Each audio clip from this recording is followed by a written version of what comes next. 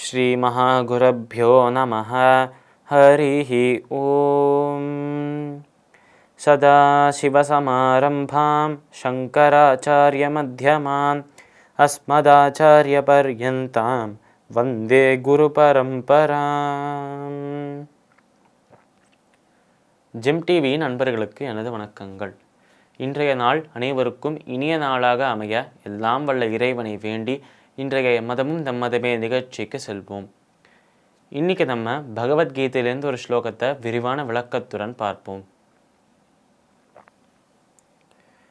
யஜ்ஞசிஷ்டாமிருத புஜோ யாந்தி பிரம்ம சனாதனம் நாயம் லோகோஸ்ய யஜ்ஞஸ்ய குதோன்ய குரு சத்தம. இந்த ஸ்லோகம் பகவத்கீதையின் 4வது அத்தியாயமான ஞான கர்ம சந்நியாச யோகத்தின் 31வது ஸ்லோகம். இந்த ஸ்லோகத்தில் கிருஷ்ணர் அர்ஜுனனை பார்த்து சொல்கிறார், இப்படி பல வகையான யாகங்களை பற்றி பேசி வந்தோம். இப்போ நேத்திக்கு நம்ம பார்த்தது பிராணாயாமமும் அந்த கட்டுப்பாட்டோட அந்த உணவை உட்கொள்றதும், இது ரெண்டுமே ஒரு வகையான யாகம்தான் என்பதையும் கிருஷ்ணர் சொன்னார். இது ரெண்டுமே நம்ம உடலோட அந்த உடல் நலத்தையும் சீராக்கும், நம்ம உடலோட அந்த கண்டிஷனையும் சீராக்கும். அதே நேரத்தில் பகவானை சென்று இறைவனை சென்று அடைவதற்காக இந்த உடலை தயாரும் படுத்தும் என்பதை பார்த்தோம். அவரை சென்று அடைவதற்கு இந்த உடல் ஒரு கருவியாக எடுத்துக்கொண்டோம் என்றால் அந்த கருவியை சீராக்கிறதுக்காக, அதில் எந்த ஒரு பிரச்சனையும் இல்லாமல் அதை சீராக ஓட வைக்கிறதுக்காக செய்கிறது தான் இந்த 2 யாகங்கள் என்பதை பார்த்தோம். இப்போ இந்த ஸ்லோகத்தில் கிருஷ்ணர் அர்ஜுனனை பார்த்து என்ன சொல்கிறார் என்றால், யஜ்ஞ சிஷ்டாமிருத புஜோ யாந்தி பிரம்ம சனாதனம். நம்ம பகவானை நோக்கி ஒரு பக்தி என்னும் ஒரு யாகத்தை, ஒரு யோகத்தை, ஒரு யஜ்ஞத்தை செய்கிறோம். இந்த பக்தி யோகமும் ஒரு யஜ்ஞம்தான் என்பதை முன்னாடியே நம்ம ஒரு அத்தியாயத்தில் பார்த்தோம். அதனால் பக்தி யோகம் என்பது பகவானை சென்று அடைவதற்கான ஒரு வழி, ஒரு பாதை. அதுவும் ஒரு யாகமாக தான் இருக்கிறது. ஏனென்றால் இந்த இடத்துலையும் அந்த பகவானின் அந்த ஒரு பக்தியில், அவரோட சிந்தனையிலேயே நம்மளை நாமே சமர்ப்பணம் செய்கிறோம் என்பதை போன ஸ்லோகங்களில் பார்த்தோம்.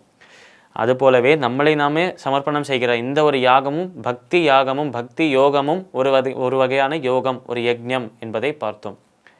அப்படி இருக்கும் இந்த பக்தி யோகத்தில் பகவானுக்கு பிரசாதம் அளிப்பது என்பது ரொம்ப முக்கியமான விஷயமாக இருக்கிறது. அதாவது அவருக்கு ஒரு உணவை தயார்படுத்தி அவருக்கு சமர்ப்பணம் செஞ்சுட்டு, அந்த சமையல் செய்து அந்த சாப்பாடை அவருக்கு சமர்ப்பணம் செஞ்சுட்டு, அவருக்கு சமர்ப்பணம் செய்து அவருக்கு நைவேத்தியம் செய்த பின் நம்ம அதை உட்கொள்வது, அதை பிரசாதமாக வச்சுருக்கோம். நம்ம இந்த பிரசாதத்தின் அது ஒரு மகிமை என்ன என்பதை முன்னாடி ஸ்லோகத்தில் முன்னாடி அத்தியாயமான கர்மயோகத்திலே பார்த்தோம். அதன் ஒரு தொடர்ச்சியாக இந்த அத்தியாயத்திலும் அவர் என்ன சொல்கிறார் என்றால், யஜ்ஞசிஷ்டா அமிர்த புஜோ யாந்தி பிரம்ம சனாதனம்.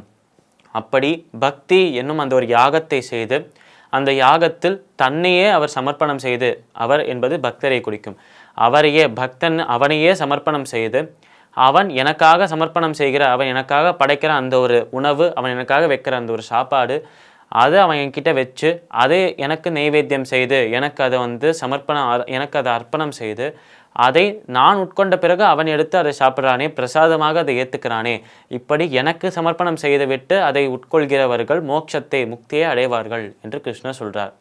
அதாவது பிரசாதத்தின் அந்த மகிமை என்பது இங்கே வெளிவரது தான் கிருஷ்ணரோட திருவாயிலிருந்து.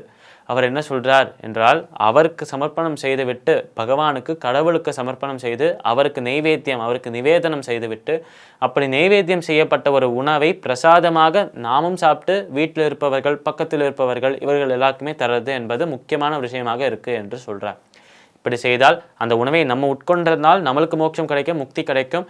அதை அவளுக்கெல்லாம் தர்றதுனால அவளும் சாப்பிட்டா அவளுக்கும் அது கிடைக்கும் என்று சொல்கிறார். ஆனால் இதோட இந்த ஸ்லோகத்தோட அர்த்தத்தை முடிக்கல கிருஷ்ணர். அடுத்த லைன்லேயே அவர் சொல்கிறாராம், லாயம் லோகோஸ்ய யஜ்ஞஸ்ய குதோன்ய குருசத்தம என்று சொல்கிறார் கிருஷ்ணர்.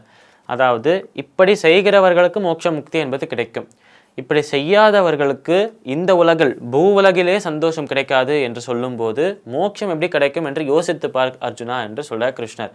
அவர் சொல்ல வர விஷயம் அவர்களுக்கு மோட்சம் கிடைக்காது என்பதை சொல்வதற்கு இப்படி ஒரு அழகாக சொல்கிறாராம் கிருஷ்ணர். அவர்களுக்கு இந்த லோகத்திலே சுகம் என்பது இல்லை என்றால், இந்த லோகத்திலே ஆனந்தம் என்பது கிடைக்காது என்று சொல்லும்போது அந்த பரலோகம் அவர்களுக்கு எப்படி கிடைக்கும், அவர்களுக்கு எப்படி மோட்ச முக்தி என்பது கிடைக்கும், அவர்கள் பகவானை எப்படி சென்று அடைவார்கள், அதனால் பகவானுக்கு சமர்ப்பணம் செய்து வைத்து அவர் உட்கொண்ட பிறகு நம்மளுக்கு தரும், அவர்கள் சமர்ப்பணம் செய்தது நம்மளுக்கு கிடைக்கும் அந்த பிரசாதத்தை உட்கொள்ள வேண்டும் என்பது முக்கியமான விஷயம். அப்படி செய்யாமல் நம்மளே சமைச்சு நம்ம தான் சமைச்சோம் நம்மளே சாப்பிட்டுக்கலாம் என்று சாப்பிட்டோம் என்றால் நமக்கு இந்த லோகத்திலே ஆனந்தம் கிடைக்காது என்று சொல்லும்போது பரலோகத்திற்கான அந்த சித்தி நம்மளுக்கு எப்படி கிடைக்கும் என்று கிருஷ்ணர் அர்ஜுனனை பார்த்து கேட்கிறாராம். பகவத்கீதையின் 4வது அத்தியாயமான ஞான கர்ம சந்நியாச யோகத்தின் 31வது ஸ்லோகத்திற்குண்டான விளக்கம் இதுவே. மீண்டும் நாளை சந்திப்போம். நன்றி, வணக்கம்.